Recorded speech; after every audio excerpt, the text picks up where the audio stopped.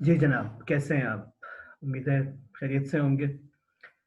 آج اس وقت ہم جو کلام پڑھیں گے وہ ہے پھر فیض صاحب کا ہے، اور بہت خوبصورت نظم ہے۔ اس کا عنوان ہے زنداں کی ایک شام۔ تو میں پڑھتا ہوں۔ زنداں کی ایک شام،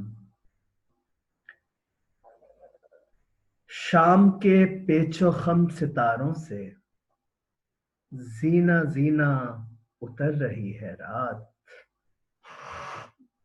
یوں صبا پاس سے گزرتی ہے، یوں صبا پاس سے گزرتی ہے، جیسے کہہ دی کسی نے پیار کی بات، جیسے کہہ دی کسی نے پیار کی بات۔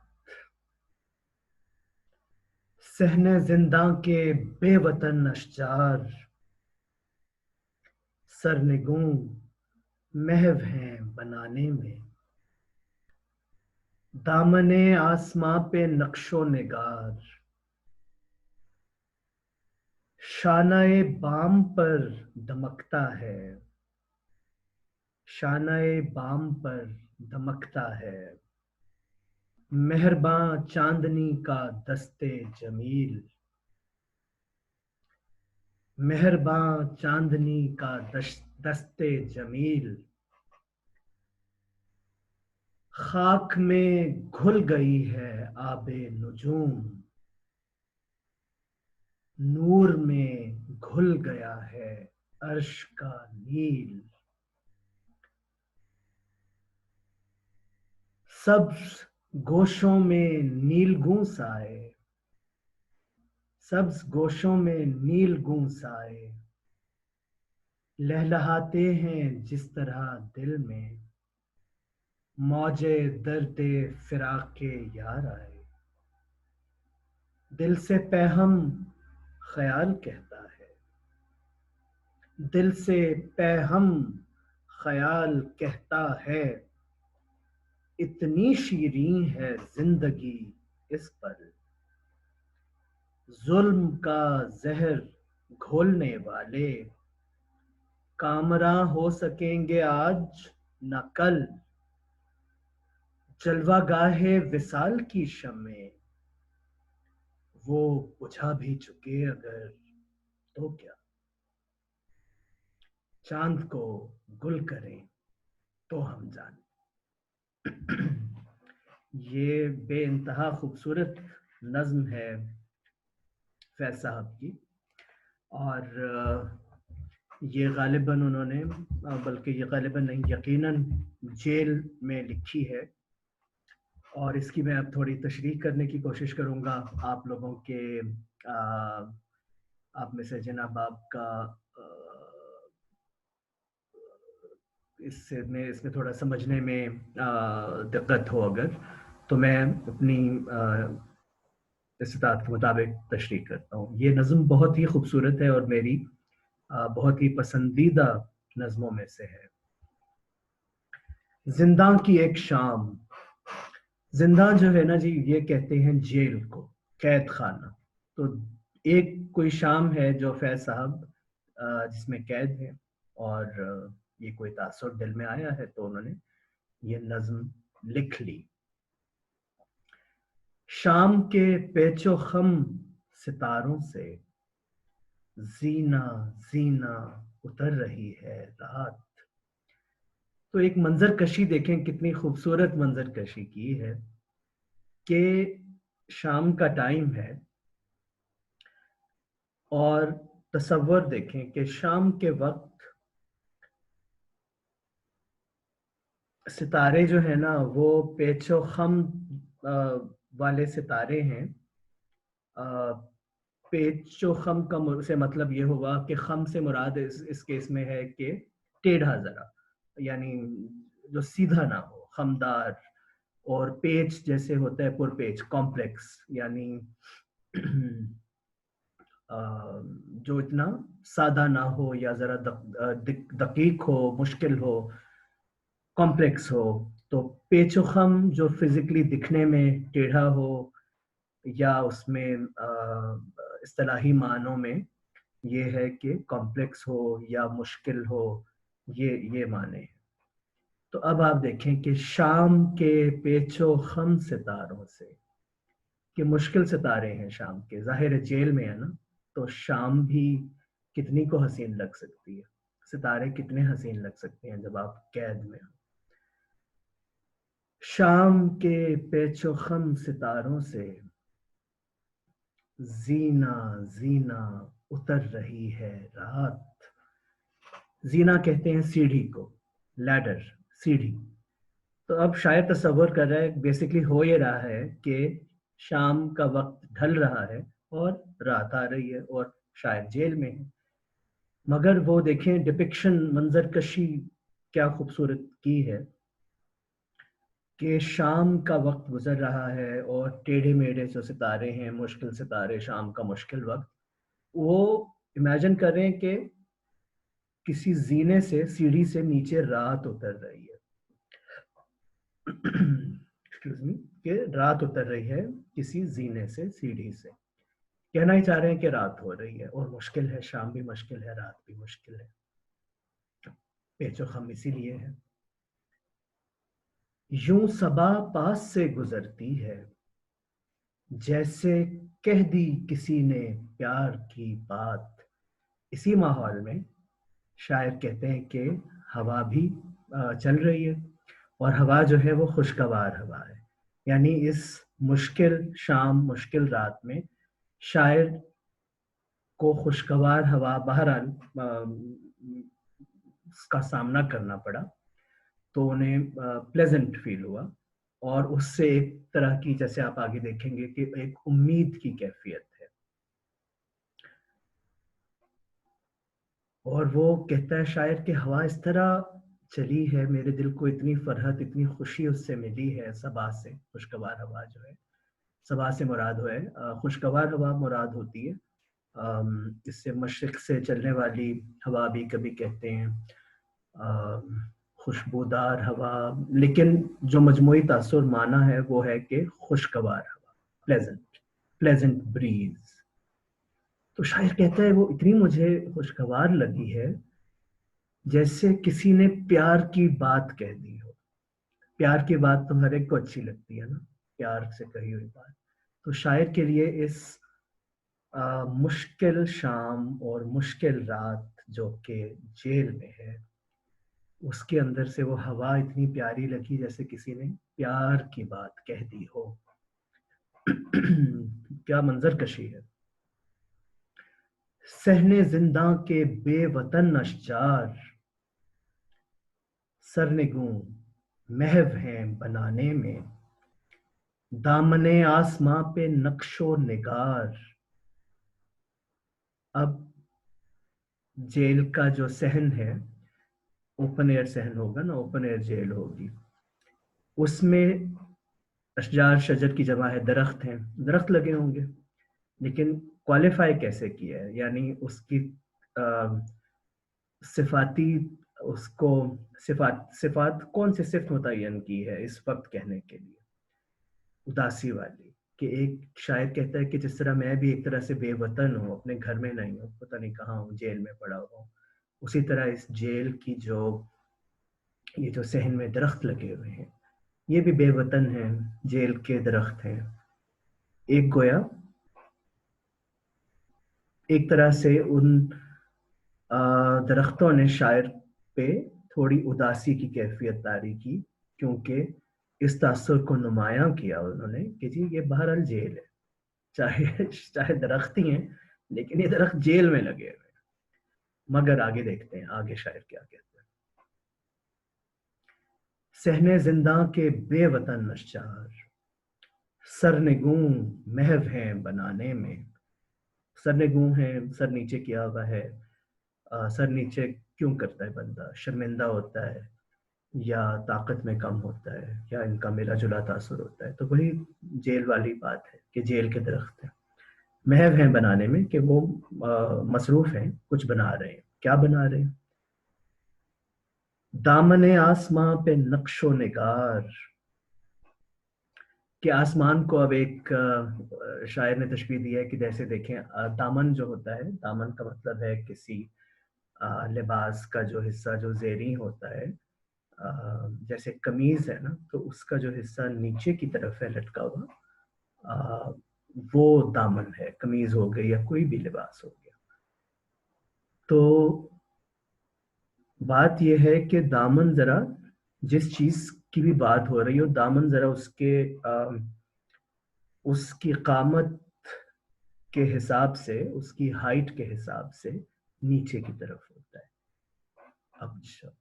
اب آسمان ظاہر ہے بہت اونچا ہے، تو شاعر یہ کہہ رہا ہے کہ یار آسمان کا جو دامن ہے نا، وہ چلو تھوڑا سا نیچے ہے، تو کیا دامن ہے نا تھوڑا نیچے ہی ہوگا، تو اتنا نیچے ہے کہ جو درخت اگے ہوئے ہیں، بے وطن اشجار جو ہیں، وہ ان کی پہنچ میں ہے somehow، اور وہ کیا کر رہے ہیں، وہ اس آسمان کے دامن پہ نا نقش و نگار بنا رہے ہیں۔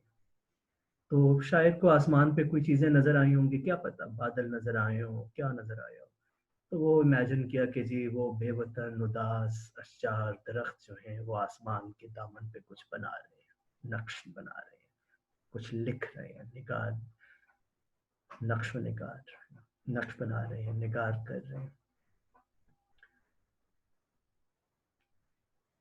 شانہ بام پر دمکتا ہے، مہرباں چاندنی کا دست جمیل۔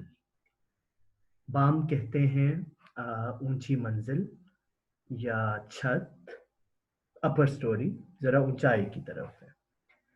تو شاعر کہہ رہے ہیں کہ وہ جو ایک شانے سے تشبیہ دی ہے، بیسکلی بنیادی طور پہ خیال یہ ہے جو اردو شاعری میں اکثر استعمال ہوتا ہے کہ جب محبوب کے حسن کی بات کرتے ہیں نا، تو یہ بھی بات کرتے ہیں کہ جو محبوب کے لمبے بال ہیں نا، وہ اس کے شانوں پہ بکھرے ہوئے ہیں۔ تو یہ ایک حسن کو بالعموم اس کی کیفیت کو، اس کی تعریف کے لیے یہ مستعمل ہے، مگر دیکھیں شاعر نے کیسے استعمال کیا، کمال ہے۔ شانہ بام پر دمکتا ہے، مہرباں چاندنی کا دست جمیل۔ اب ہو یہ رہا ہے کہ اونچی منزل جو ہے، آپ دیکھیں کبھی بھی 2 سٹوری ہاؤس ہو یا بالکنی ہو، ٹیرس ہو، کوئی بھی اونچی منزل ہو جہاں سے باہر جانے کا راستہ ہو اور چاندنی رات ہو، تو چاند کی جو روشنی ہے وہ عموماً وہاں ریفلیکٹ کرتی ہے، منعکس ہوتی ہے۔ تو شاید ہو یہ رہا ہے کہ وہ چاندنی کی شعائیں، جو روشنی ہے وہ ہے، چاندنی سے رات تھوڑی روشن ہے، اپنا دیکھنے میں صرف یہی ہو رہا ہے، مگر دیکھیں شاعر نے اس کو کتنا خوبصورتی سے بیان کیا ہے، منظر کشی کیسے کی ہے۔ شانہ بام پر دمکتا ہے، مہرباں چاندنی کا دست جمیل، کہ جیسے چاندنی جو ہے نا وہ کوئی مہربان محبوب ہے، کوئی ہمدرد مہربان ہے، اور اس کا خوبصورت ہاتھ جو ہے نا وہ اس کے کندھے پر آ کر گویا دلاسا دے رہا ہے۔ خاک میں گھل گئی ہے آب نجوم، نور میں گھل گیا ہے عرش کا نیل۔ اب آب جو ہے یہاں اس سے مراد پانی نہیں ہے، اس سے مراد ہے چمک۔ نجوم نجم کی جمع ہے، ستارے ہیں، ستارے نکلے ہوئے ہیں، تاروں بھری رات ہے۔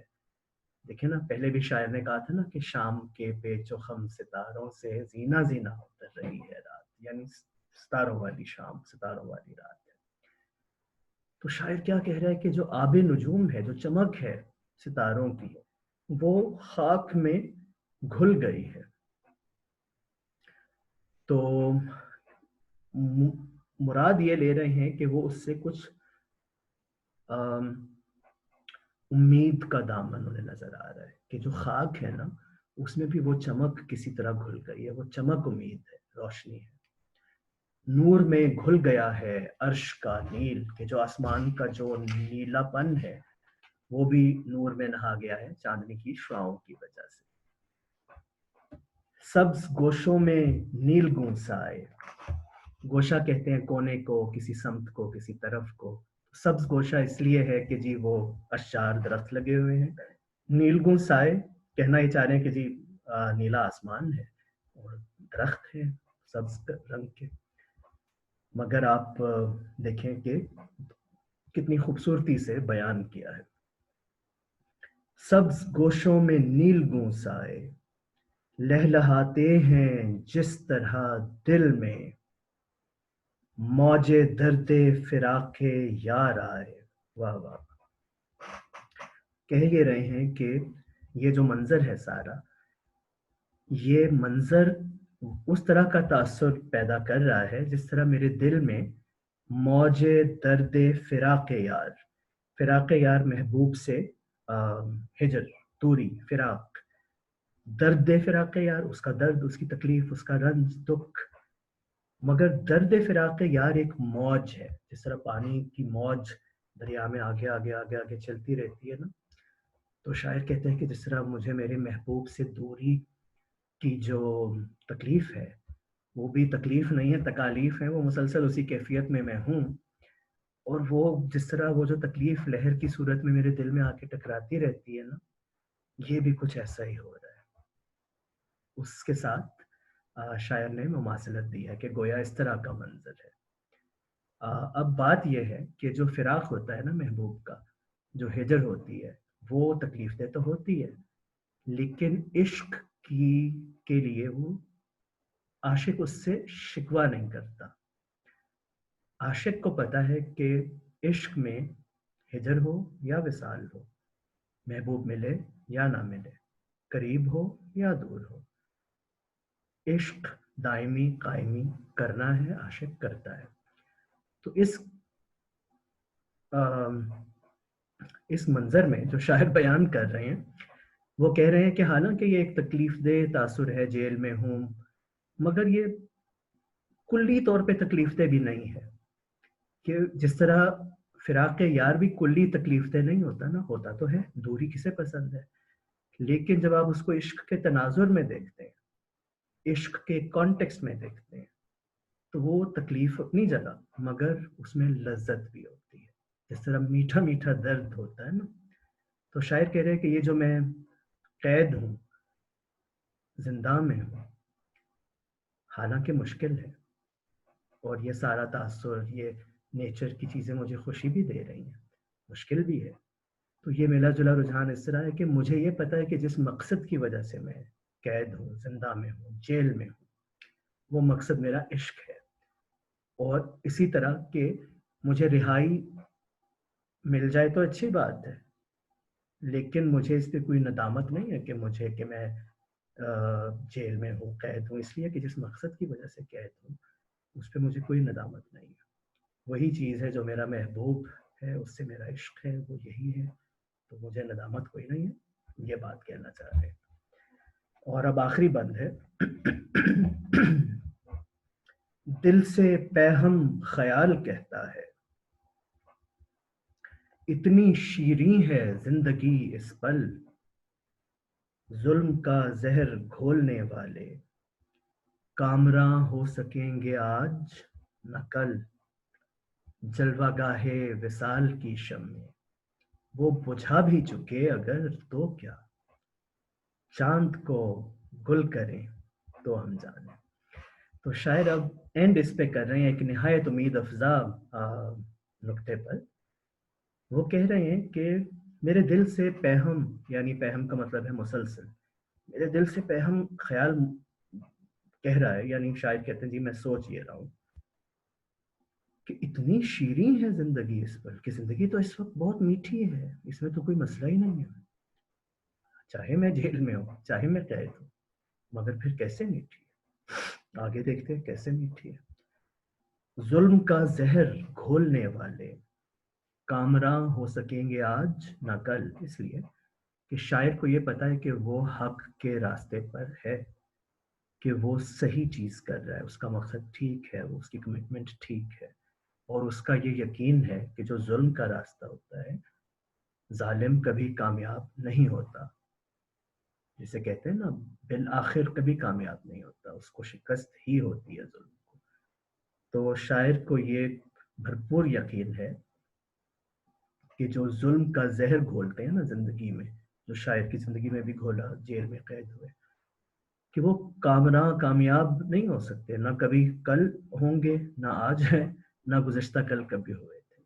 یہ جو چیز ہے، یہ جو یقین ہے، یہ شاعر کی زندگی میں مٹھاس ڈال رہا ہے، کہ شاید کہہ رہے ہیں میں تو صحیح چیز کر رہا ہوں نا، میں تو صحیح راستے پر ہوں، اور یہی راستہ کامیابی کا راستہ ہے۔ جلوہ گاہ وصال کی شمیں، اب تخیل آفرینی دیکھیں، جلوہ گاہ جس جگہ جلوہ اشکارا ہو، جس جگہ محبوب کا نظارہ ہو، جلوہ گاہ وصال وہ جلوہ گاہ ہے، وہ جگہ ہے جہاں آپ کا محبوب سے وصال ہوتا ہے، مل جاتے ہیں محبوب کو۔ تو شاعر کہہ رہے کہ جی جلوہ گاہ وصال جو تھی میری، جہاں میں نے محبوب سے وصال کرنا تھا، ملنا تھا، ادھر جو شمعیں جلی ہوئی تھیں جو اس کو روشن کرتی تھیں، جہاں میں نے بھی جانا تھا، محبوب نے بھی آنا تھا، ہم نے ملنا تھا، جلوہ گاہ وصال کی شمیں وہ بجھا بھی چکے اگر تو کیا۔ یہاں وہ جو ہے نا، یہ اشارہ ہے ظالموں کی طرف، کہ اگر کسی نے وہ شمع ساری بجھا بھی دیں کہ اندھیرا ہو جائے اور وصال نہ ہو سکے تو کیا، شاعر کو تو کوئی پریشانی نہیں ہے۔ کیوں؟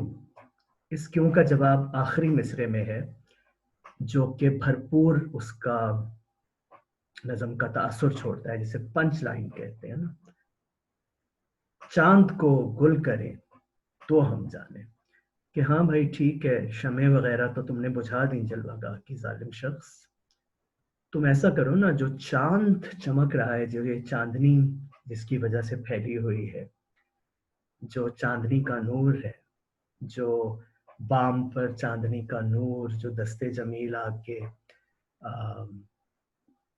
تھپکی دے رہا ہے، جس کی وجہ سے روشنی ہے، جس کی وجہ سے نور گھلا ہوا ہے، جس کی وجہ سے خاک میں بھی چمک آ گئی ہے، وہ جس چاند سے نکل رہی ہے نا روشنی، چلو اس کو تو بجھا کے دیکھو، کیا خوبصورت بات ہے۔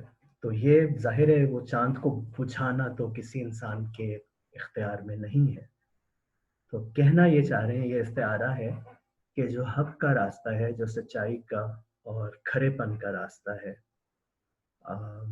وہ اسی طرح ہوتا ہے کہ اسی کو بالآخر فتح نصیب ہوتی ہے، وہی راستہ اختیار کرنا ہوتا ہے۔ تو یہ نہایت ہی خوبصورت نظم فیض صاحب کی منظر کشی کے حوالے سے بھی، زبان پہ دسترس کے حوالے سے بھی، غزل کے حساب سے بھی، خیال کے حساب سے بھی، اور جو اس کا میسج ہے، جو شاعر کہنا چاہتا ہے، پیغام پہنچانا چاہتا ہے امید کا، حق کے ساتھ، ٹروتھ کے ساتھ، جو امید وابستہ ہوتی ہے اور کسی وجہ سے ہوتی ہے، اور وہ کتنی قوی اور طاقتور ہوتی ہے، اس پنچ لائن پہ شاعر نے اختتام کیا، اور یہی اس نظم کا موضوع ہے۔ بہت شکریہ ساتھ دینے کا، انشاءاللہ پھر ہم اسی طرح کنٹینیو کریں گے، آپ لوگ سبسکرائب کیجئے، اور آگے بھی ہم اسی طرح تشریح کا ادائیگی کا سلسلہ جاری رکھیں گے۔ بہت شکریہ۔